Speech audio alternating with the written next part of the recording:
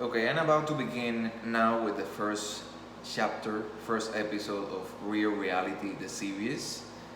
Before I begin, however, I want to share with you something very quick about music. Uh, Here, you're not gonna hear music because I'm just gonna sit here and tell you what happens in this episode of the story, this chapter of the story. But if you go to my links for the episode where I wrote the whole thing instead of telling you what happens here, you will see that many times I put like extras at the end, and in those extras I share some music, usually from YouTube videos, that are music videos or soundtracks, which were pieces of music that I found that were a good fit for a character team in that chapter, for that story, or for an event that happened in that chapter. And then I like how that music sounds for that event. So essentially, if it was not just something that you're reading or something that you're listening to because I'm telling you what happens here, and it was like a movie or like a real TV series, and I could choose not just what happens in the series and who are the actors and all that, but also the music that goes in the background, the music that has the same feeling in it as the event or as what I wrote for it, then I will pick those pieces of music.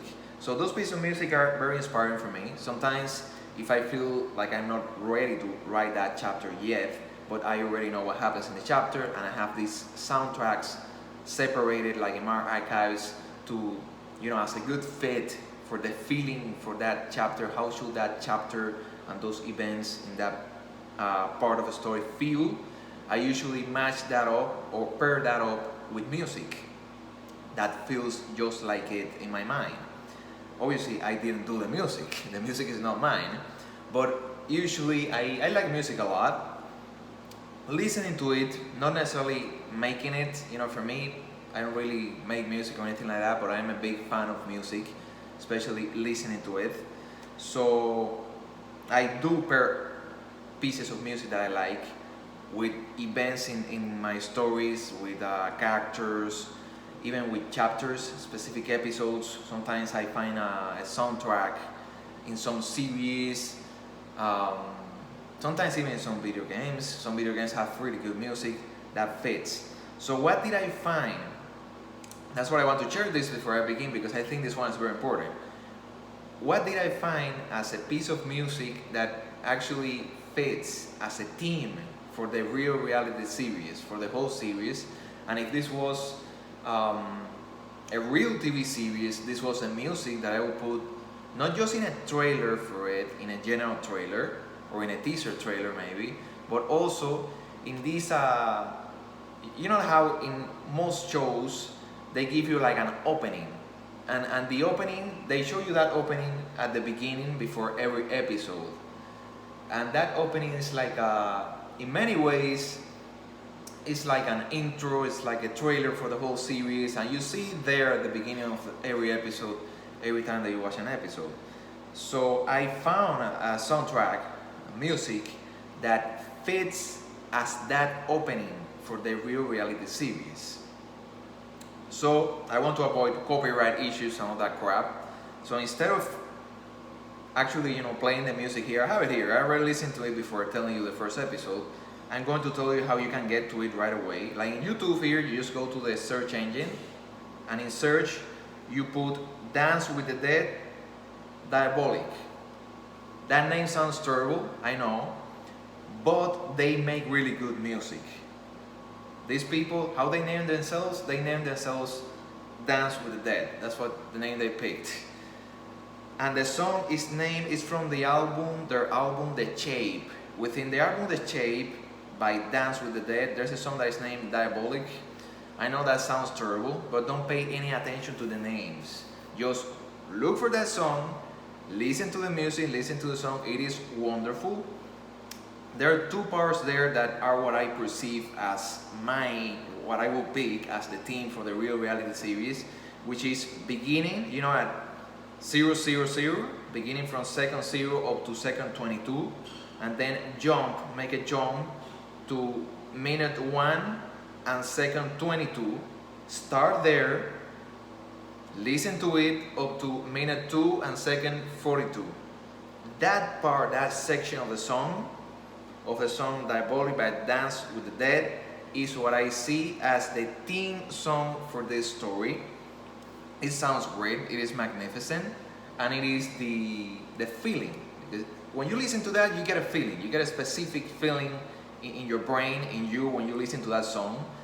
That's the exact same feeling that I'm shooting for with the Real Reality series, episode by episode, and that feeling is going to intensify itself as we go with one more episode and one more episode and one more episode. That song is going to fit more with this series. So now that you know that, you know what song I picked as the main theme for the series, you will be able to listen to it. You know, if you don't want to search for it in YouTube, you can go to the description here that I'm going to put below. Go to my version, the version that I wrote, the version that I didn't say, but I wrote the whole thing. And for this first one, you should definitely read that, so you can compare. You can compare what do you like more, how I wrote it, or how I sat here and told you the story and how it happens. Maybe you will like both. That would be great. But I'm sure at the beginning, one is going to be better than the other, so you can pick, choose which one you want to make sure that you don't miss. So you will be able to read it. Just go to the description, to the link, click there. At the end there in the extras, you're gonna find that music too. You can click there and go directly to it. So you listen to it. I recommend you listen to it first. Now that you listen to the music, so you know how the opening makes you feel, we're going to begin with the first episode. So we have a view of a team, an expedition that apparently landed at a desolated planet. That planet doesn't look like anything special. It looks like it looks desolate, as if there was a war there. The place looks completely destroyed. But these people, who look like futuristic humans, like all of them are wearing like Iron Man-like armors, they are obviously in a mission. They're looking for something. They don't care about the fact that this place doesn't look interesting. They are all hyper focused on what they are looking for, and they are clearly looking for something. They are, you know, with their armors, with their advanced armors. They have scanners that seem way more advanced than whatever we have right now to scan, and they are looking for something. Apparently they just landed there, and they are walking through the place and the destroyed buildings, and they are looking for things there. Something strange, something odd is that all of them have their helmets open, their armor. They're really wearing armors, not helmets. So they have the facial part of their armor open, which seems a little odd because you will expect, you know, for humans that land at an unknown place, unknown planet, that they will have to test that place first for bacteria and all these unknown diseases and pathogens that can exist in that atmosphere, in that planet. And these people don't seem to care about that. They're walking there as if they were walking at their house. So they don't seem affected by that, probably because they are futuristic humans, who knows. So they keep searching, and then eventually the two that are in the front, by the way, the two that are in the front of the group, they are not armed with futuristic weapons in case they have to use it for something. So this group looks prepared. They are ready to shoot. They have like not just the futuristic looking armors and the scanners to find something, but they also have weapons to defend themselves in case something shows up.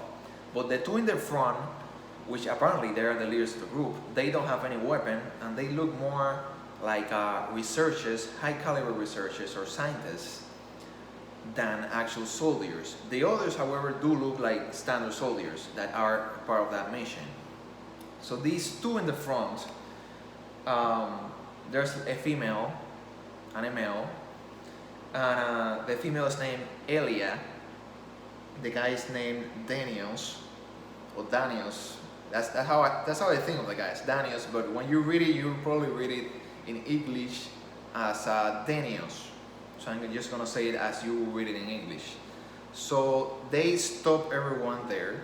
Apparently they found something, and she announces to the group that she found with her scanner, Elia found a skeleton, the skeleton of one of the ancients, and they call the ancients the Homo-sapiens. So these people, now we know that they are futuristic humans. So they're looking for fossils of the ancients, and they say that the ancients are the Homo-sapiens. So that's what they're looking for. When they get those news, they'll get excited in the group. Like, all then they change to, they look as if they were looking now for a treasure. They know that the treasure is here now. It's not like at the beginning that they were looking for it, but they didn't really know if they were going to find anything. Now they know that there's something. And then there's one of them, the loudest one in the group, which was named Jack. And the guy, like jealous, like, come on, we should find this already. Like, we have been looking for this for so long. When are we going to find the fossils, the first fossils of the ancients? So Jack cannot wait anymore. He's desperate for finding them already. And Gina, who's another female who's walking there with Jack, tells Jack to not forget to remember that they have found many times that their scanners perceive that the skeletons of some mutant chimpanzee in the planet that they land at was read by the scanner as if it was a Homo sapien fossil, but it was not. And when they reached that skeleton and they got there, they realized that they didn't find anything. It wasn't the right match. It wasn't the right fossil from the right species. They just look similar in their skeletal structure, but it wasn't the real Homo sapiens or ancient humans. However, there's another one of them. This one's named Exin. So Exin is a lot more positive than the others, and he tells them that they are gonna find it this time for sure. And if they do, if they find like a Homo sapien male, he's gonna name him Jack, or Homo sapien female, he's gonna name her Gina. And this Jack doesn't like this. Jack is like the guy in the group which doesn't have a good sense of humor, and he's always like pissed at something. And he's like, oh, you think you're funny, but you're not. And but Exin doesn't pay any attention to that, and Exin is just very, very excited about the prospect of finally finding them. And he tells them that he would rather be positive than just being pissed at not finding anything. And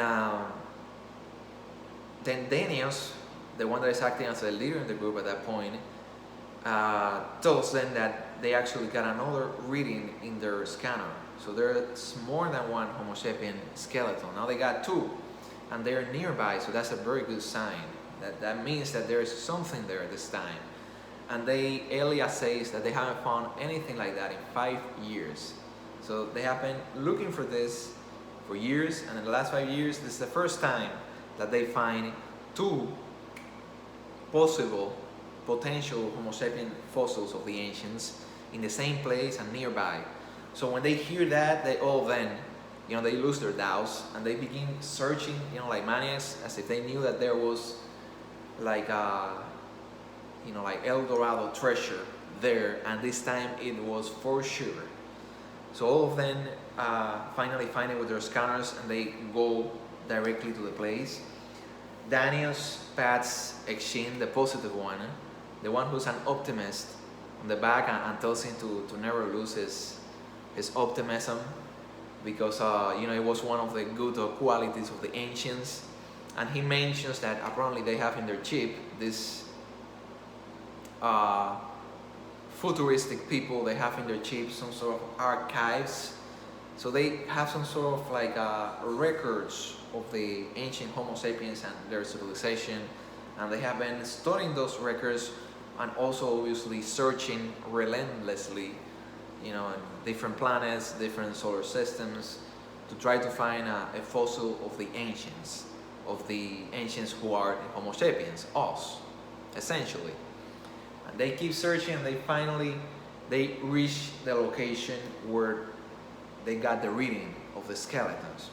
Apparently, it's a bunch of, destroyed, desolate buildings, large buildings like skyscrapers, that kind of thing, without roofs.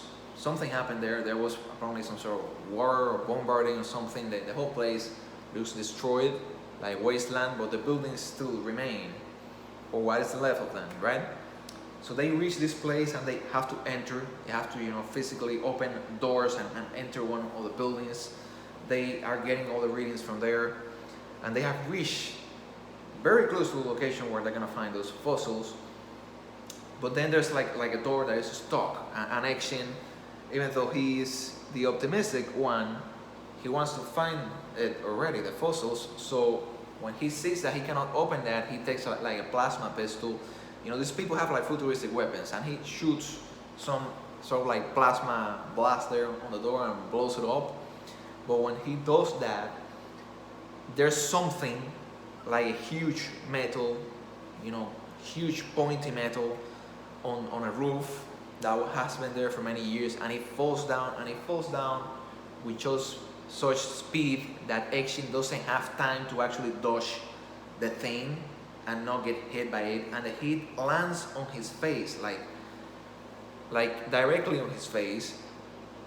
And we and the others, he's facing forward when that happens. The others are not seeing him, and we will expect that this guy was going to scream with excruciating pain when this like 300-pound metal thing falls from that tall roof, like over there in the ceiling, and lands on the center of his face. Like how can he even be standing? And all of a sudden he like grabs this thing, pushes it out, throws it out, this thing that looks super heavy, and he doesn't look particularly muscular or strong or anything. This action guy looks very normal, standard, so how could he do that? But when he turns around, we see that his face is broken in the center, and what is beneath it is metal. And then Jack, the one that is usually pissed at everything, tells him, you know what, we're very lucky, and you're very lucky that you are an optimistic Homo-sapien. Because if you were one of the ancients, it wouldn't have mattered if you were optimistic and if you believed in anything.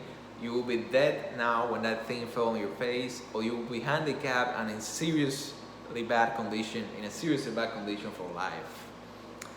And obviously, if this was a series, if you're reading it instead of listening to me, this is a part where we received the first little shock in the story. So we thought that these people were futuristic humans, but it turns out that they are futuristic humans that are like robots, basically, that are just like us, just as intelligent, but since they are made of metals, like robots, this heavy thing falls on the guy's face and it doesn't kill him. So they are a lot tougher, a lot stronger, but apparently they seem just like us in every other way. We're gonna find out more about this, but now we're gonna see what they keep finding there. So they just open the door. So Action just tells the other, don't worry guys, my face can be fixed, I'm fine, let's go. If we have to record what we find here, if we make a big discovery, I just won't record myself in the video, so it doesn't mess it up with a broken face. But the guy it's just like he doesn't care, like with a broken face, and he's just walking around as if nothing happened. So it's no big deal to them. It's no big deal to them. They walk, well then they go in. When they go into that room, they find that there's like a huge, humongous, gigantic, cubic, yellowish, transparent rock that you can see through it. You can see what is inside, but some of these beings that are inside, you don't see them clearly.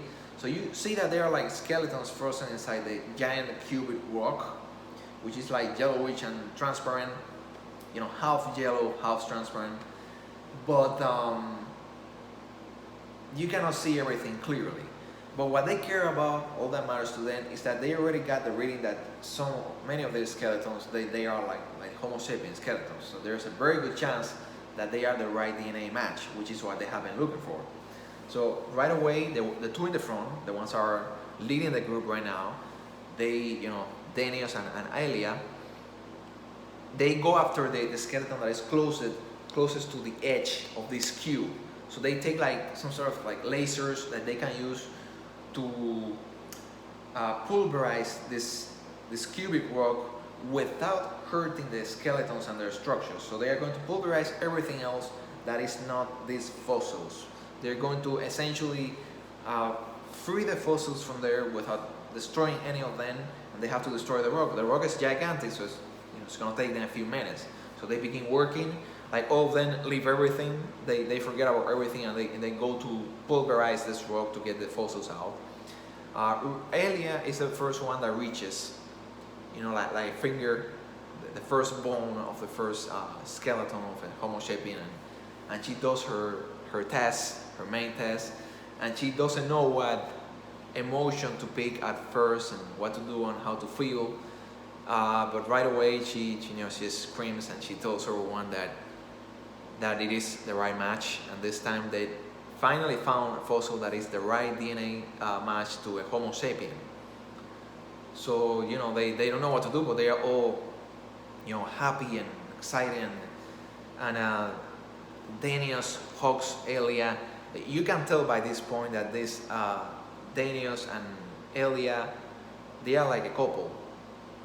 They might be robo-sapien, but they are just like a human couple, basically. Even if they are made of metal, they behave in the same way, between themselves, together as a couple.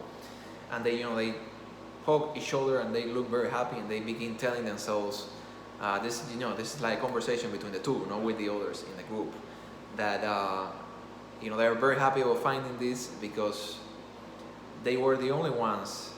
Their expedition was the only one, like in the whole galaxy at that point in time, who was looking for those fossils of Homo sapiens or ancients from the past. No one else really cared about that. They were the only ones that cared about that. And they, those two, Aelia and Danius, were the only one that cared about researching relationships and love as the ancients experienced them and felt them, not as they experienced and felt them.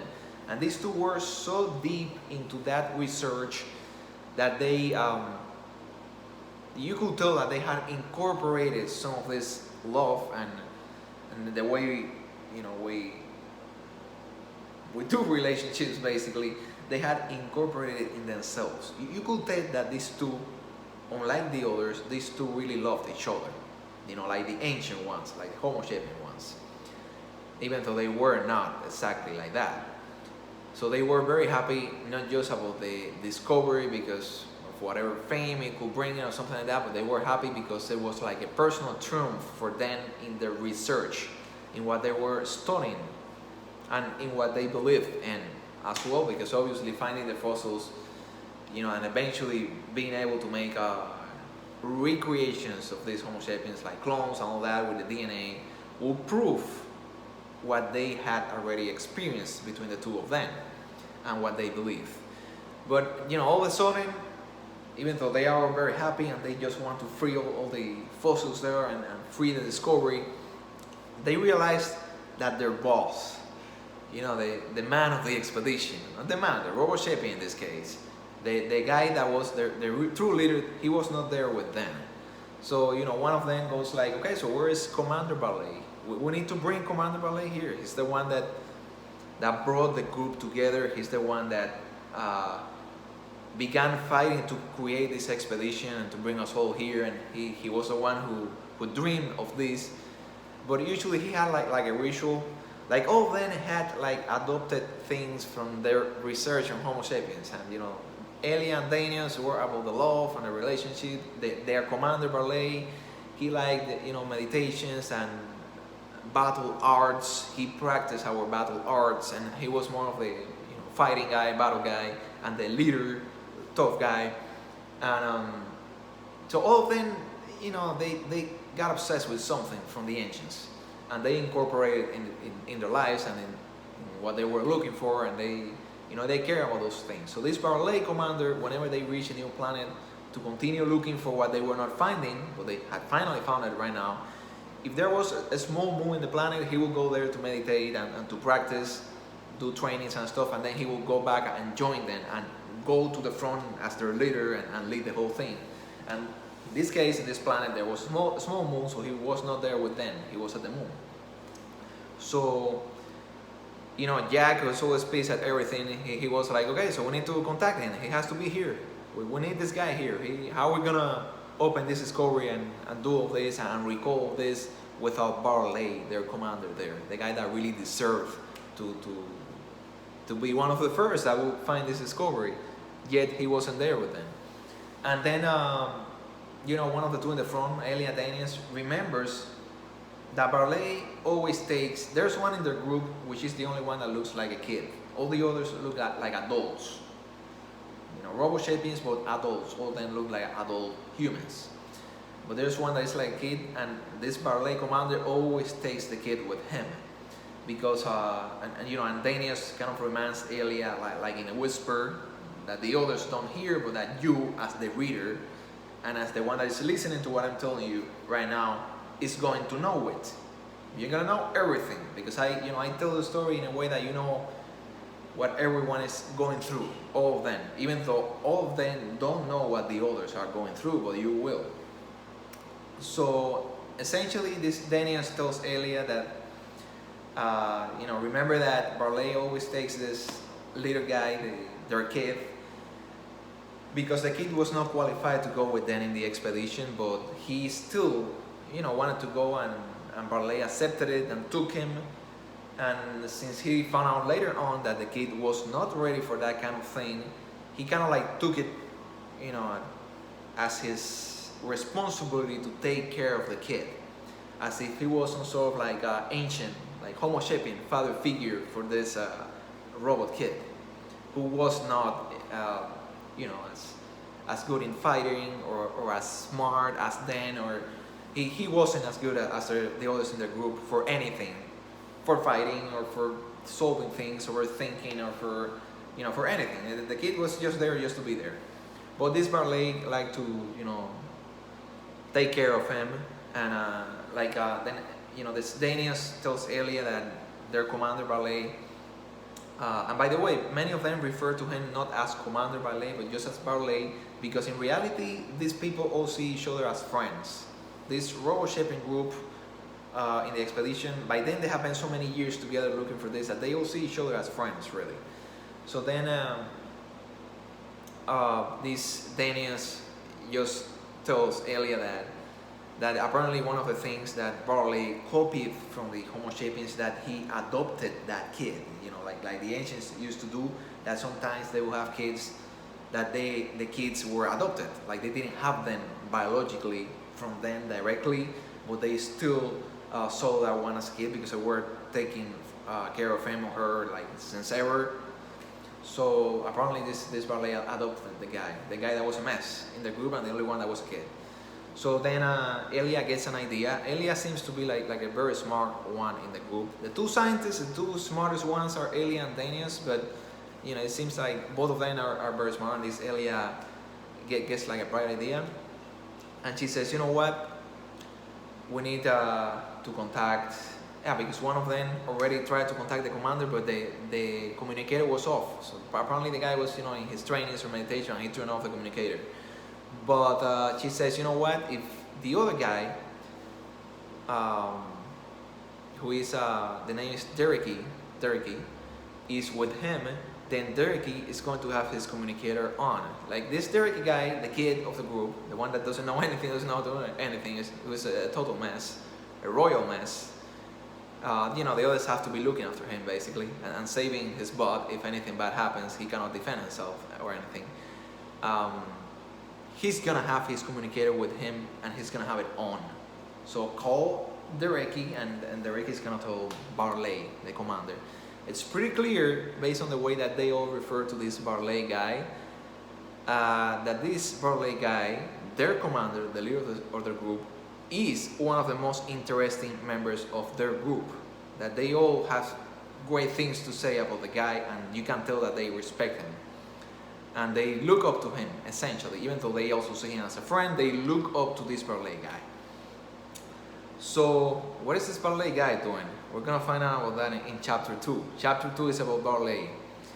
So, end of chapter 1. They are going to contact Barley, take him there so that he can join the discovery. However, Jack, who is, he just keeps digging into the rock, gets to one of the other beings that is fossilized or frozen there in that rock in time. And he finds something that he wasn't expecting. Not all of them were Homo-sapiens fossils. There were some of them that were something else or someone else who was not a Homo-sapien skeleton or fossil as they expected, and they were not ready for this. They were not prepared for the other stuff that they were gonna find inside that yellowish rock. So we're gonna find out not just about who Barley, their epic commander, is next chapter, but we're gonna find out also about the great discovery that they made there, which is not just the Homo sapien fossils. That was just the beginning. I mean, we would expect that it was going to be the number one thing because it's us, but there's even more than that there. And we're gonna find out about that. Not next time. Next time we find out about Barley. Barley, in my opinion, is the first epic character in this story. And then we're gonna find out about their great discovery. So what is it? If the great discovery was not the Homo sapien fossils and the ancients that they have been looking for during 100 years, and that they were the last expedition that was looking for those guys, for us, what could have a bigger shock or bigger impact for them, for these futuristic robo-shaping humans, than that? So we're gonna find out about what can do that. Just follow this and you will hear it from me. Or if you choose to not, if you like the reading more, you just click on the video, click on the description, click in the link of which is the written version. I think I'm gonna be a lot better in the written version at first because I have a lot more training with writing and editing. A lot more. So obviously it's gonna take me a while until my skills at actually doing the storytelling in video here myself gets to that point. But I will get there. I will get there. When I want something, I keep practicing and I keep training until I get there. If there's something that can prove that, it's not just all the fan fiction that I did. I already gave you the links for that. They are in the what can you expect from the Real Reality Project video, which is the first video in the playlist for this series. The link is there in the post. I did like in the comments, and then I pinned the post to the top so you can see it. I also did a lot of, you can also see here in this channel, I did a lot of hunts for ultra rare virtual reality PS4 trophies in the PSVR. I mean, when I look back at that, some of that is just, you have to be someone with tremendous patience. You have to be someone who's very dedicated to get some of those. So I did that, and I plan to do the same thing for this. I plan to do even more. I plan to do even more for the storytelling because I know that I am a lot better at this than at racquetball and at tennis and the other sports. With training, you can get great at anything you want. With enough training, you can get great at anything. But we all have something, this gift or this skill that we can have like a little bigger advantage in that. It flows or it comes easier for us than for others. There are other people that also have that skill, obviously. The skill, there's not just a thing as a skill that only one person has. There are other people that have my storytelling skill too. But when you are among these people that have this flow for that skill, you can do great things with that skill. And for me, it's this. It's the storytelling in writing first. Eventually, it's gonna be also like this in video. Okay, so that's it. First episode. I hope you like it. If you haven't done it, make sure that you click in the link and you read it. Read it and let me know in the comments. It will be interesting for me to know in the comments. Like, will people really like this? See me in video telling the chapter more than reading it? Right now, I think not. Right now, I think the reading is way better, but I could be wrong. So, who knows? I don't know. Maybe if there's like a poll in the comments, and there are more people who like the video of me saying it, or find it more entertaining, we'll see. So next time it's gonna be Real Reality Series, Part 1, Season 1, Book 1, the Real Reality Project. We already covered Episode 1, Chapter 1, which was Fossils of the Homo-sapiens. Next video, I'm going to cover Chapter 2, Episode 2, which is Barley's Memories. So we're gonna find out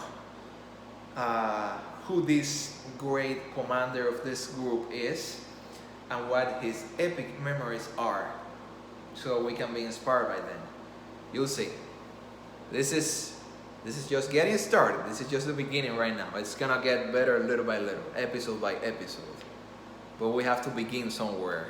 So this is where it begins.